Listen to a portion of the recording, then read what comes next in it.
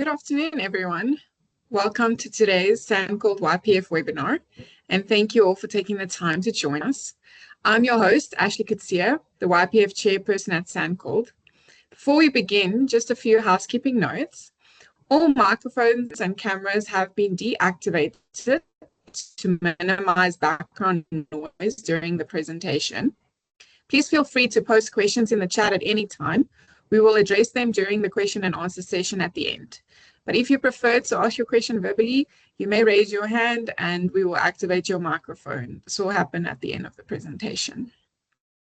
It is my pleasure to introduce today's presenter, Lucy Neflis, a professionally registered at Sutari.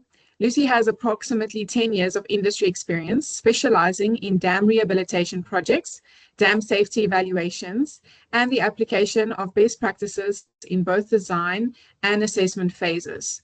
She has worked across South Africa as well as internationally in Angola, Eswatini, Kenya, Zambia, Burundi, and Saudi Arabia, giving her valuable exposure to diverse regulatory environments and infrastructure challenges. Lucy represented SANCOLD at the Nile Center for Dam Safety's first dam safety training held in Ethiopia, and today she will share insights and lessons learned from this experience, highlighting opportunities for knowledge exchange and advancing dam safety practices within our region. Lucy, thank you for representing SANCOLD and for sharing your experiences with us today. The floor is yours. Okay, thank you, Ashley. I'm just going to quickly share on this side and minimize this. Okay, so Ashley, I can't see hands, so I'll leave the questions till the end. So yes, hello everyone. Thank you for that kind introduction. I'm going to briefly take us through the feedback that I have from the dam safety training that I attended in Ethiopia at the end of last year. So to take you through, my presentation's contents are going to take you through the background of the training, where it started and what its purpose is, then go through the training structure, introduce who the course presenters were when I attended, and then give practical aspects of the training that I enjoyed and the takeaways that I brought home and want to share with the room today. I'll be providing the next training dates and then giving acknowledgements to everyone involved in the training as well as the attendance thereof. So the background of the training is that the Nile Center for Dam Safety, which exists under the Eastern Nile Technical Regional Office. So for abbreviations, it's NCDS and ENTRO. Dr. Ali started this training with his team, noting that there needs to be regional collaboration and capacity building across Africa and wider to the rest of the world for our dams infrastructure. So they created this training called the Bridging the Gaps Regional Dam Safety Capacity Building, with the purpose of, again, regional collaboration and capacity building.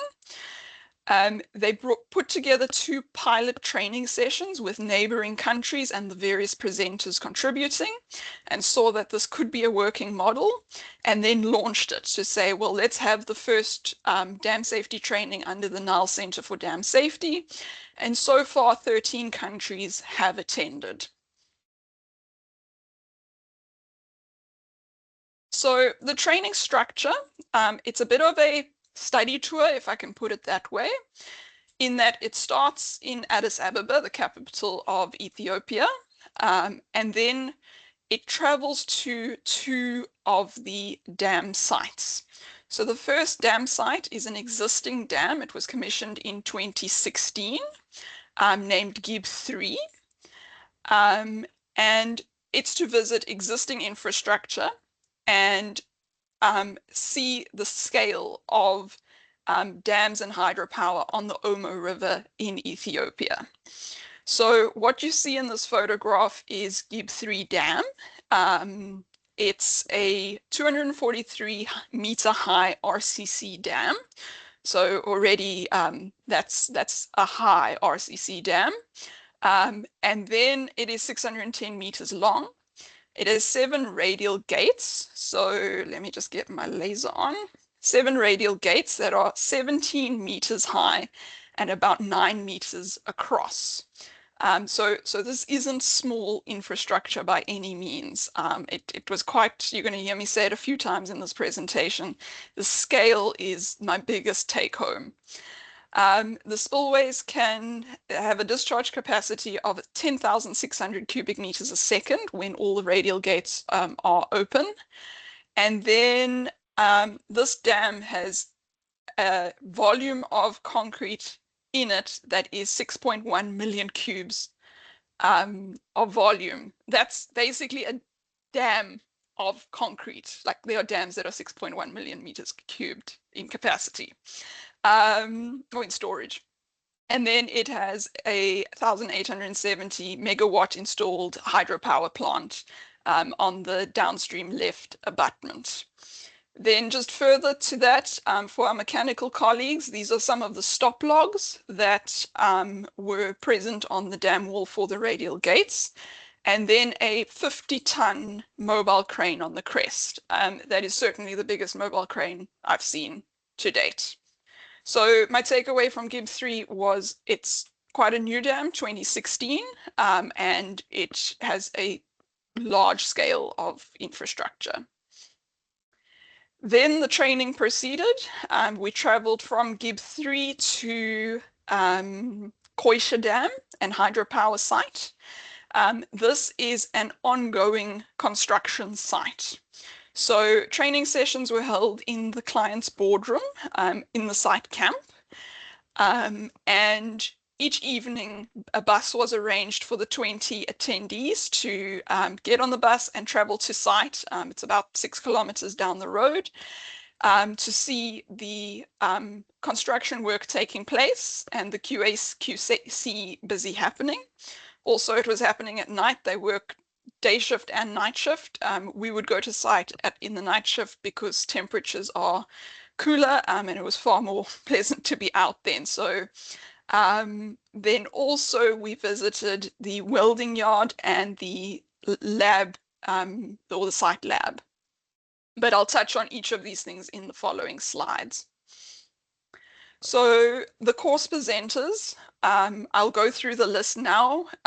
Just on first glance, there were 10 course presenters, 6 of them are PhD or have PhDs. So the caliber of presenter was extremely high. And then also what was interesting to note is that the presenters, a lot of them are on the instrumentation panel or instrumentation and monitoring panel for SANCOLD. So there was Dr. Georgette Klepas she's the lead geotechnical engineer from the US Army Corps of Engineers. Dr. Ali Aman, he is the coordinator for the Nile Center for Dam Safety. Dr. Pierre Couchet is from Orica Instrumentation in Canada. Dr. Manuel is from GHD Australia, needing no introduction. Dr. Quinton Shaw, he's the RCC expert on the Koisha Dam project. Dr. Dami and Peter Robertson is a engineering geologist. Stefano Salivi from Webuild, the contractor, he's the project manager for the entire project. And then Jean Carlos Fernandos from Stantec is the chief dam engineer on the owner's engineering team. So you can hear from the names what these people contribute in industry, and to be able to be sitting in a room receiving information from them was quite a privilege. So just looking at the list of people that we have, the dam topics then revolved, or the main topics of the training revolved around dam instrumentation and monitoring, visual inspections for dam safety and QA/QC, and then owing to the nature of the site that we were based at, RCC dam construction. So I'm going to introduce you to Koisha Dam now. A bit of project structure is that the client is Ethiopian Electric Power. That's South African's equivalent of Eskom. And the contract is a FIDIC Silverbook EPC type contract, with the employer's representative being Stantec and the contractor being WeBuild. On the right-hand side, you have a rendered image in the client's offices of what the dam will eventually look like. So it's a 201 meter high dam that is 1.1 kilometers in length. It has a storage capacity of 6.5 billion meters cubed, and it has 7.7 million meters cubed of concrete. So I try to work out a little like visualization of how much concrete that is. And it's 1.3 million concrete trucks, which still isn't like a visual representation of how much concrete that actually is. But if you were to line those trucks up bumper to bumper, it would span the length from Pretoria to Cairo. That's how much concrete's going into this dam. Then on the downstream left-hand side, it has a hydropower plant with an installed capacity of 1,800 megawatts. And the penstocks are, there's 2 penstocks. Each penstock is 10 meters in diameter. And then it has again, a radial gate controlled spillway with a 600 meter long rectangular chute and a plunge pool. So this is the rendered image of what it should look like in the future. This is what it looked like in November last year. So you have the 1.1 kilometer long RCC dam wall that'll eventually go up to 201 meters high. Here is the spillway, the rectangular spillway chute with the plunge pool, the powerhouse. Bear in mind for later in the conversation, there's the conveyor for the RCC, bringing it from the batch plant to the works area. And then an interesting thing that when I put this picture together that I also wanted to highlight was the Blondin crane. So I've often heard more experienced engineers speak about Blondin cranes on dam sites, but hadn't seen one myself on a construction project. But what it is for everyone that hasn't seen one, the crane has 2 masts, one on each abutment of the dam, with cables spanning between. And it's another type of crane, so not like a jib crane or a tower crane, where the lifting mechanism runs along the cables and can lift things along the the center line of the dam wall. Okay, so again, I'm going to talk to the scale. You can't really see the scale of, there are tower cranes, they can indicate the scale. There's a few vehicles on the works face, but I'm just going to zoom in a bit, and there you can see the size of a bucky and a excavator and a dump truck. So when you see these with more clear imagery, you can start to get an idea of how big this site is.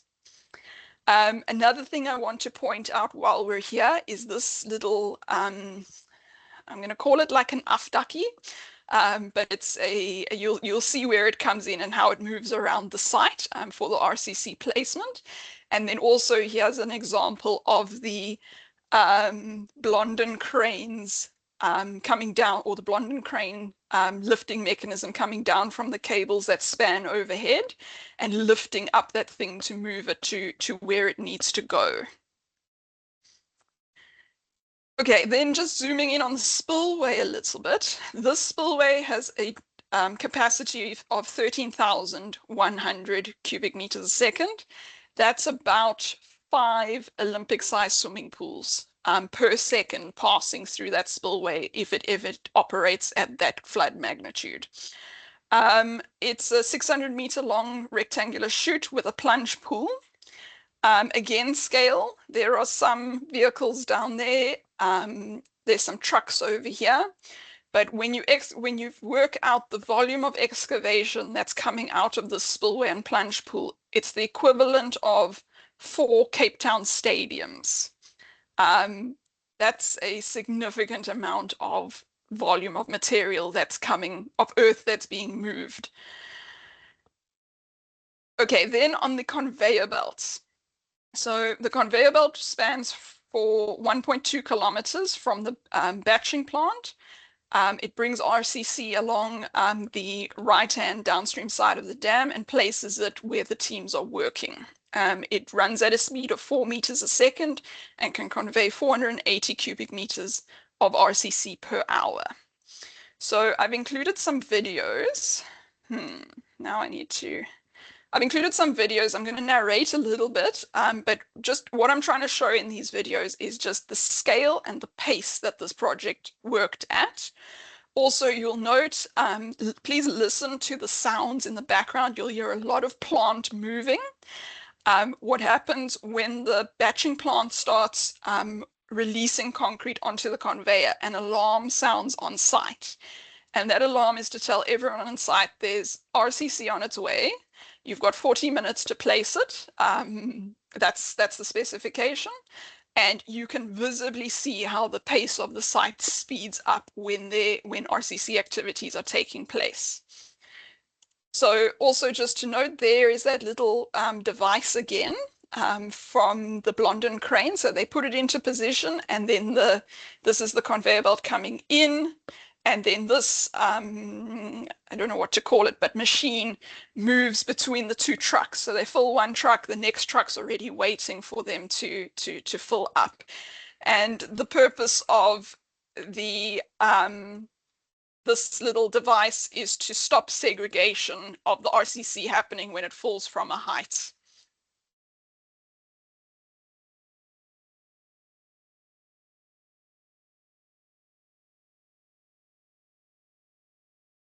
Okay, then I'm going to move on to the surface prep.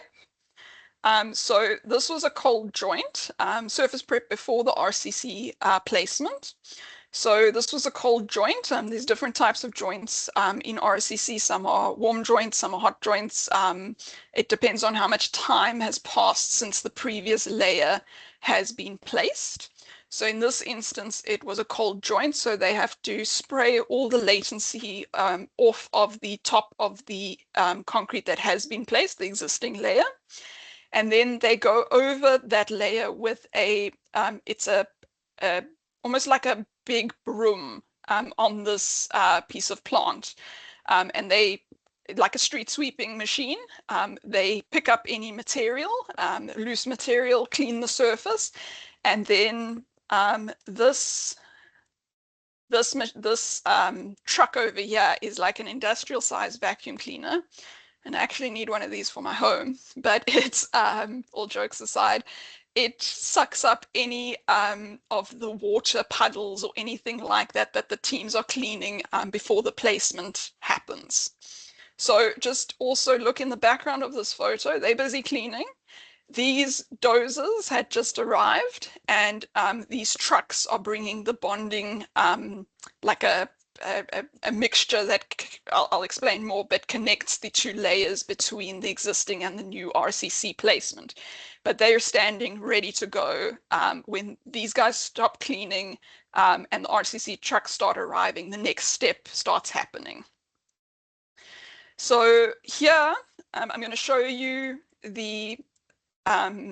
this gentleman on his tractor is spreading the bonding mixture. It's a cement, no aggregate mixture that bonds between the existing layer and the RCC because it was a cold joint. I'll show you the dozers that are moving and the dump trucks that are coming in.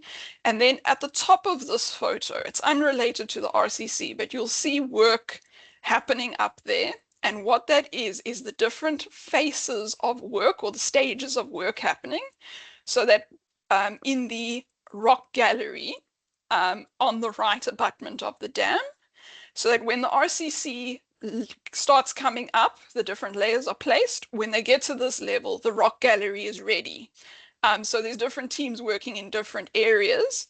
And then these pipes that you see coming out are the ventilation for those rock galleries. So just to clarify, when the RCC comes up, there'll be a new gallery that gets constructed in the dam wall that also extends into the rock of the abutment.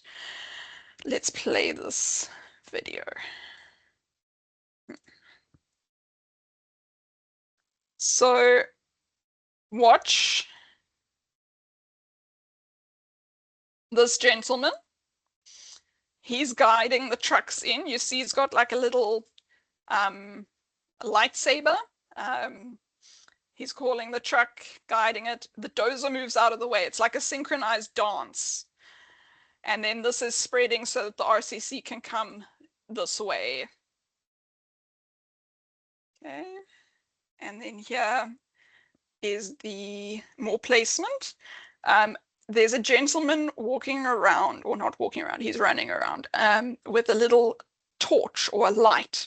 And you see it change colors. So when he's calling the truck, it's green and he's calling the truck. And when the truck's in the right position, he switches to red. And you'll see him run to receive the next truck to start guiding it in. The purpose of this is to just show you how this operation runs so quickly.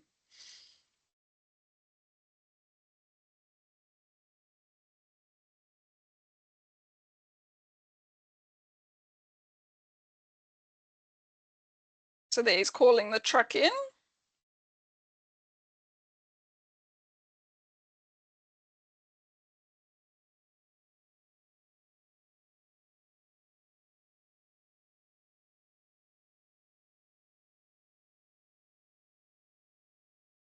Okay, so this truck can now dump. He's moving across to go call that truck in and give it its location. So the dozer's out the way. And then he has to run to go fetch the truck. The truck notices him, goes into reverse and starts coming back.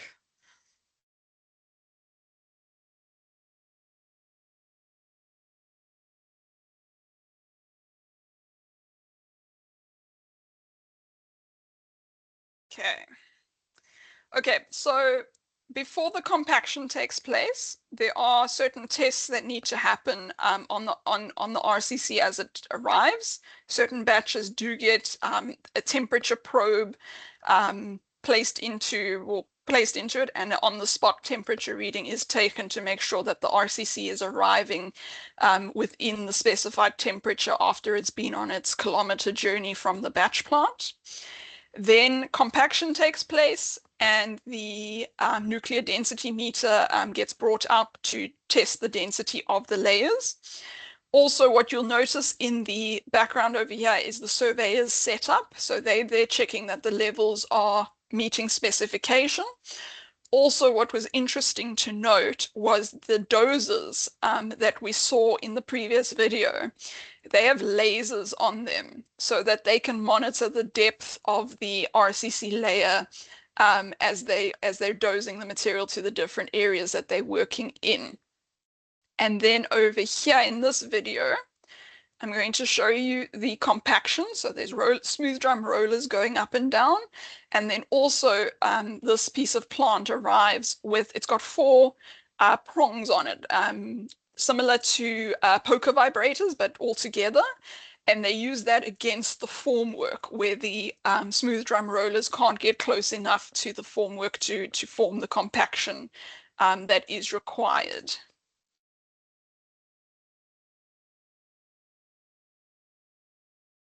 And then also just listen to all of the plant. How many pieces of plant are moving at any given time in the small area. And then you also see the Blondin crane is going to, the lifting mechanism is going to go up to the cables and get out the way of everything else that's happening.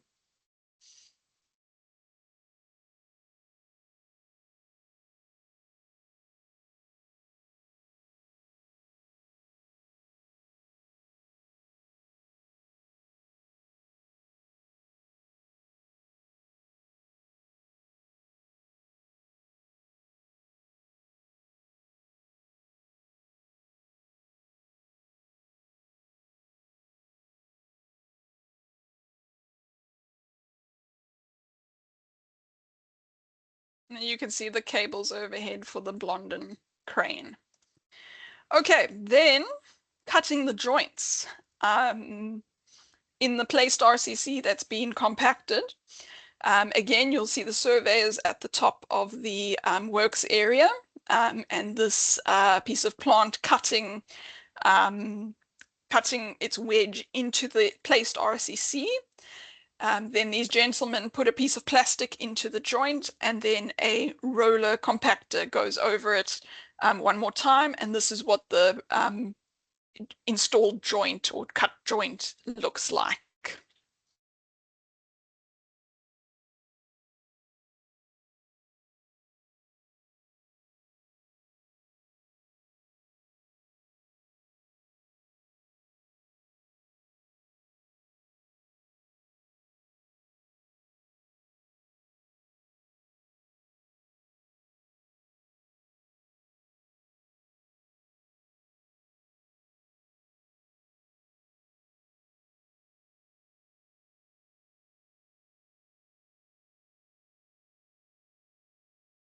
Okay, I think that's all the videos. So further practical aspects of the training that I thoroughly enjoyed was seeing instrumentation being installed in a dam during its construction. So not in many similar instances where we'll see it being installed at a later from day one to have a record to be able to see how the dam is behaving in different aspects. So two examples are the sliding micrometer. They demonstrated it for us in the site laboratory, and then also during walking through the galleries of the dam, we saw the gauges that measure the difference in displacement between the rock galleries on the right-hand side of this photograph and between the dam wall portion on the right-hand side inside that box. Then moving out of the site area or the dam wall area and to the welding yard. So you can imagine there's quite a bit of steel work that goes into the hydropower plant and the outlets of the dam. So bearing in mind that Ethiopia is a landlocked country, steel is imported through the port of Djibouti. I've got a map further on that explains that. But so because of logistics, steel is brought in flat sheets and then bent on site into the, say for instance, the penstock pipes. These are part of the penstock installation. These are 10 meters in diameter, made out of flat pieces of 2.5 centimeter thick steel that's bent on or rolled on site. So that was interesting to see the welding and the artisans or the artisanship that goes into the skill that goes into turning something flat into something round that needs to last many years. And then very important part of site and the QA/QC process is the site laboratory. So it was encouraging to see how neat and tidy the laboratory is. This laboratory is extremely busy based on all the activities that are taking place on site and proving that the materials meet the specifications that are required. So all the documentation, it was really encouraging to pick up a file and to be able to page and see like the different methodologies that are required for the different tests. I haven't been in many site laboratories where that's on display, ready to go and ready to be picked up and used. And you could see that the documentation was being referred to by the site staff to say, okay, I've got concrete coming out of this portion of the dam. It needs to meet these MPAs, these specifications, etc. This is only half of the room that has the baths for all the concrete cubes and cylinders. It was absolutely, like, if you think of the amount of concrete being poured, you see why, but yeah, it was quite large. And then these are the demolded cylinders coming to be put into the water bath. They've come from site with their little note, all marked for their various day interval tests. And yeah, then that's just a overview of the main section of the laboratory. And then going off, there's a dust-free area and the water baths are to the right-hand side. So again, scale and then level of professionalism are the things that stood out that I learned on this project. And then another factor that became quite real to me during this training, the practical side of it, was the logistic. Ababa is over here with the blue diamond. Koisha Dam site is 365 kilometers away, but the road conditions are poor. So a cement truck from Addis Ababa, that's the closest cement factory, it takes a week return. And we saw the numbers on how much concrete needs to be placed. So I believe there are constantly trucks running up and down between the site and the factory. And then also, Ethiopia being a landlocked country, any imported material is coming through the port of Djibouti. And that's a 2-week-long return trip. So in the planning for the costing and the scheduling, those are significant things that need to be taken into account in terms of running a construction site in a remote location. And then talking about the remote location, the works area that I was showing you with the dam and the spillway and the conveyor belt is within this blue area. This is a complete site map of the contractor's area for the project. So what isn't in the works area is the batching plants, the stockpiles, the workshops, the truck yards for all the trucks that are traveling up and down, and then the accommodation for everyone working on the project. So yes, it's a big project in scale, but then zoom out another layer to the logistics and the amount of support that is required to get that project into existence. Then, if you're wondering, yes, this project is in rural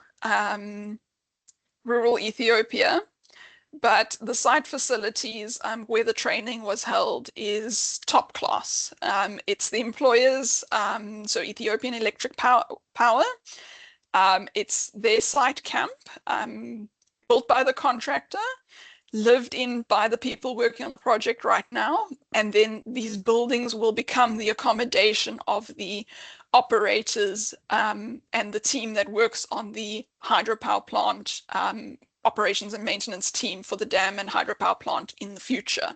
So that's the envisionment for these structures. And then also Ethiopian has a big coffee culture. So with every lunchtime meal, we had the traditional coffee ceremony, which was quite special from a training perspective, not just to get dam information, but also to learn a little bit about culture. And it was super tasty.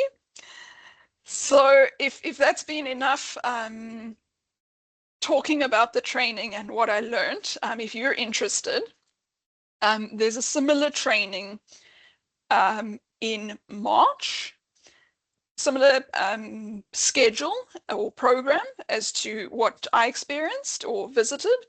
And then in June, there is a training that focuses on the geotechnical safety considerations. I'm also visiting the 2 plants that I visited.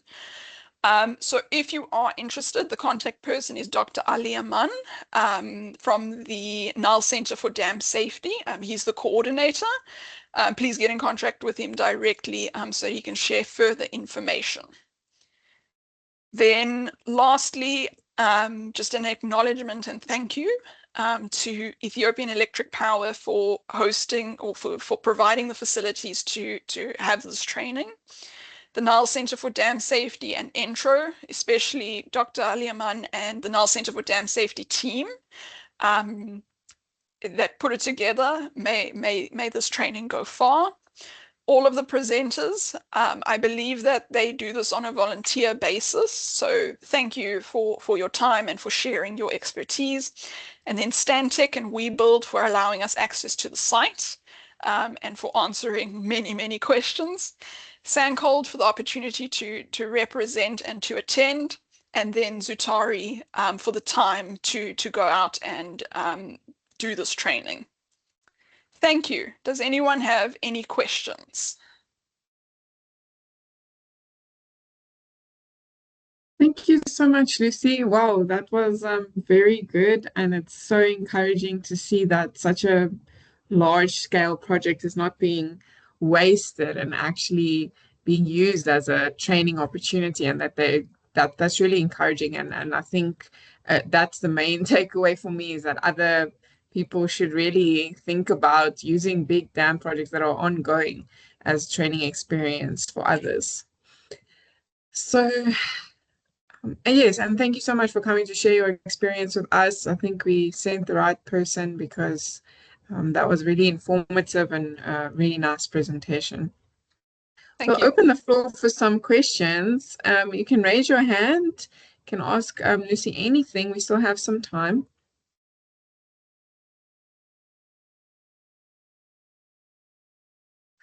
Alan. Thanks, Alan. I am allowing your mic. You can unmute yourself and ask your question. Thanks, Ashley. Good afternoon, everyone. Lucy, thanks for an excellent presentation. This isn't a tricky one. What did you come back? From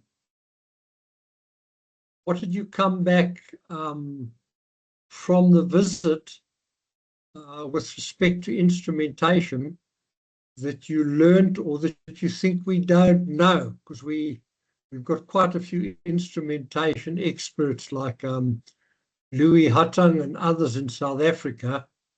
Anything to share with us? Alan, I wouldn't say it's a case of what we don't know. I think there's a lot of information and a lot of people we can tap into. What I took away and that I will bring to my workplace is thinking about installing instrumentation as we design. So it becomes part of an instrumentation plan, similar to a operational philosophy and many of the other plans that we have in place, having instrumentation at the forethought of our minds while we design, so that we can build up a record of data and not do it retrospectively, because you can only manage what you measure.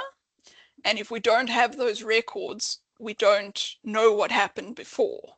So knowing where the critical parts of the infrastructure are that we're going to want readings from, which isn't always the easiest, and there are outliers, but taking a point of departure during design to start pushing for instrumentation to be installed at that point, and getting clients buy-in and letting them see the value of instrumentation. And it's all very well there is instrumentation. If it's not read on its specified interval, then it's also no good. So two questions to your answer: install it during design in the critical points that you think you're going to want data from, and then secondly, instill in the client from day one that instrumentation needs to be read on a regular basis so it can be used, and interpreted so that it can be used. Thanks very much. Can I share something, seeing as we've got 45 people on here? We found, or what's crossed my path in the since I was in the Dam Safety Office from 1991 till 2009, was there's a popular thing that's done on most dams in South Africa, irrespective. Before we get to your larger ones where you've got inclinometers,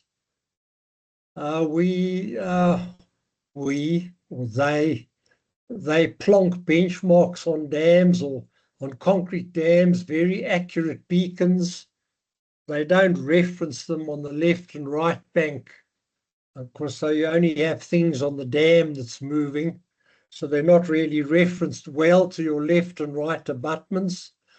And the worst of all is everyone's interested in the crest and the top of the dam. And if we leave out inclinometers at the moment that go into the rock mass of anything, there's rarely anything at the bottom of the dam to see how that's moving, whether it's concrete or concrete or earthful. We're finding many of our concrete dams, not necessarily those of DWS because they're well instrumented, but at the bottom of the dam, they have nothing to see how the whole lot's moving over your cycle of winter and summer, etc., etc. Thanks. That's all I wanted to convey. Thank you, Alan. All right, is there anyone else?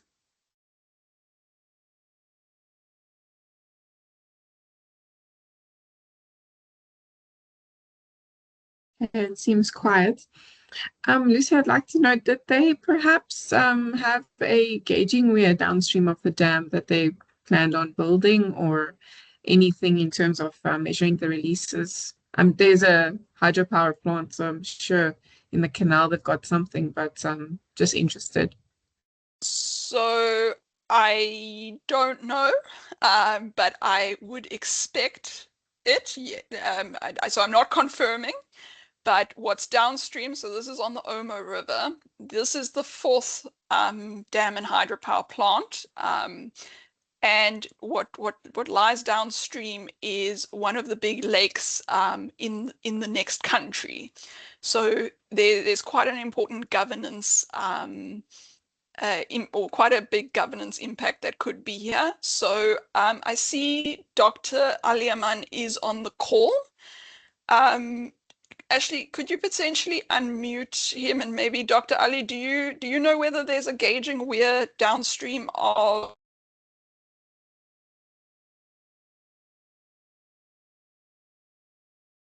I did activate his mic, so he must just unmute himself. Yeah.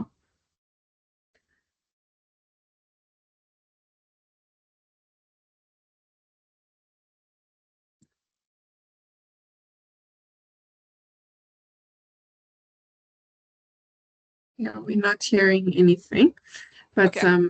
it's okay. Thank you. I was just interested. Okay. Can you hear me? There we go. There we go. Yeah, there we go. Dr. There we Ali? go. Yeah, I think there is another. Sorry, thank you very much, Lucy, for your excellent presentation. It is everything well captured, whatever you attend on training. I think regarding downstream,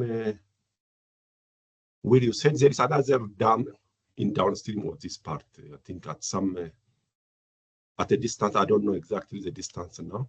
Maybe in less than 100 kilometers, there is another dam downstream of Kosha. According to the master plan, there is Gibe 5 also. As Lucy said, Gibe, there are four. This is the fourth cascade of Gibe. Gibe 1 is a storage dam. Gibe 2 is diversion tunnel. Gibe 3 is another highest RCC dam in the world, as Lucy presented. And this is Gibe 4 is a fourth cascade or Kosha. There is Gibe 5 dam site downstream and another Omo. On Omo, there's another also diversion wheel for irrigations. I think these are the basin is quite overused, especially from hydropower perspective. I think it was well measured. I think there are hydrological stations at different places on this river basin for the monitoring purpose. I think. Did I answer this question correctly, or I don't know if I missed the original question? No, I think you answered correctly, and that it's such a important river to Ethiopia that I believe that it is well gauged if they're doing so much development on it. Yeah, that's right. Thank you. No, it will be difficult to do the feasibility analyses without some sort of historical data from your gauging weirs, but generally people forget that part when they're building a dam. Okay, Stephen, you can unmute yourself and ask your question. Good afternoon, everyone. It's just on Alan's comment. Are you suggesting specific instrumentation that we should use on concrete dams, specifically on the down or on the lower side to monitor movement? Or is there like external, what type of instrumentation are you proposing? Stephen, If I I hope may that was a answer- question for Alan. Okay, Stephen, what Yes. I'm referring to is you will have highly accurate and also just hold on. Dr. Ali will confirm this. You will have highly accurate, world-class geodetic provision for geodetic survey on the crest of the dam and on the abutments, and a good reference system. But you will find that at the bottom of the dam, those geodetic or provision for prisms and geodetic beacons are just not there. And I'm referring to very big dams. When you get to much lower dams, it's not serious. But the summer, where we're finding, and I've seen this in other dams in Africa that we've encountered, on big dams as well. At the base of the dam, there's nothing. Inside the dam, they'll have inclinometers and everything under the sun. But from the geodetic survey to pick up temperature changes and maybe your winter-summer cyclical geodetic measuring, you'll find it's missing, and then there are omissions. So I thought, seeing as we've got 46 people here, I will exclude Dr. Ali, but for those who might not have come across this, I thought I would just convey the principle of this omission that I've picked up over many years. Thanks, Lucy, and thanks, Ashley. Yeah, Alan, just to tie in on that, I'm just sharing a photograph of one of the beacons on one of the crests downstream of the dam, just so that everyone can see what that kind of system starts to look like. But there's a lot more to it than one beacon that'll be scattered around the dam site.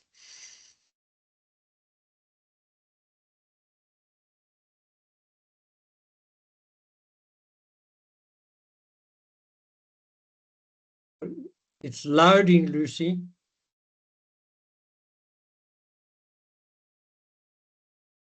Lucy, is there potential work for Zutari based on your visit?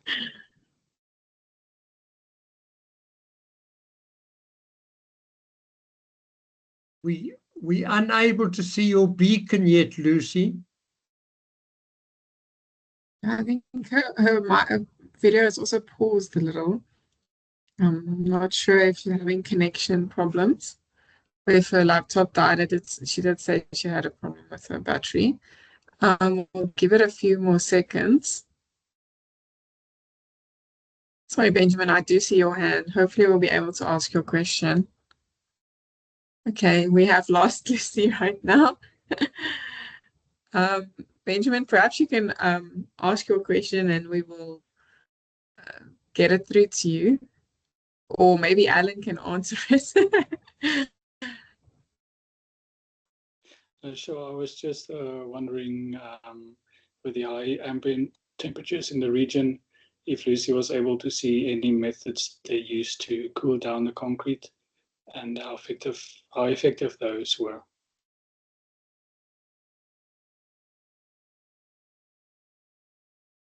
Okay, I think. Yes, sir. Okay, thank you so much. I think there are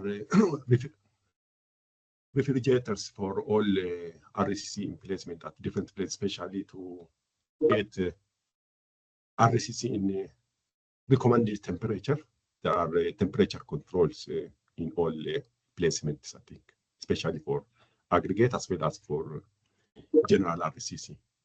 In addition to this, previously Alan asked Lucy one question on the importance of instrumentation, especially for those dams under constructions. I think in a worldwide base, there's a gap. The more focus of instrumentation on only surveillance aspect, monitoring aspect, especially from planning, starting from planning aspect of instrumentations, which is based on foundation investigation result. Training on site can just fill the gaps because it depends on, it's mainly based on dam potential failure mode analysis done according to geotechnical investigations and other supporting investigations. That's why for most of training, I think even experts more focus on operational aspect of dam instrumentation. That's why a little bit this on-site training can fill those gaps of starting from planning, necessity of instrumentations to capture potential failure modes are one of the important aspects we have. We are going to fill the gaps, I think. Thanks so much. I think this is what I want to add on previous raised questions. Thank you so much for stepping in to answer that question. Lucy has taken over Odon's computer, so Lucy can share your video and you'll continue the conversation if you would like to add anything. Okay, sorry everyone, so just proof of life. This is my computer froze completely somewhere around the geodetic station. But I missed the question. I think Odon has a cover on his camera. There's a cover on Odon's camera. The question was relating to the temperature on sites and if that caused a problem for RCC placing and if you witnessed any kind of cooling being taken place on sites. So in terms of cooling of the RCC, Yes. so what I'm going to say, I'm going to answer it in a blanket and say that there were certain sessions in the training where we zoomed in quite a bit in detail, more than what I could go into in the presentation today. So my recommendation is that to the person who asked, if there are specific questions, I highly recommend this training to come and talk to the people who are placing it on the site and see it happening. I didn't, not while we were there, because the outside temperature was about 28 to 30 degrees day and night. I think it's quite consistent.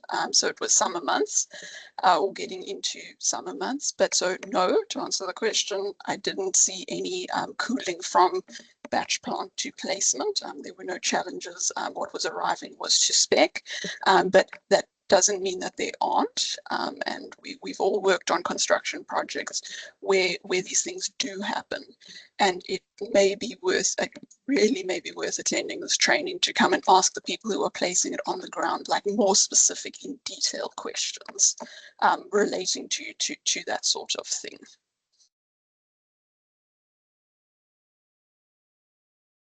All right, thank you.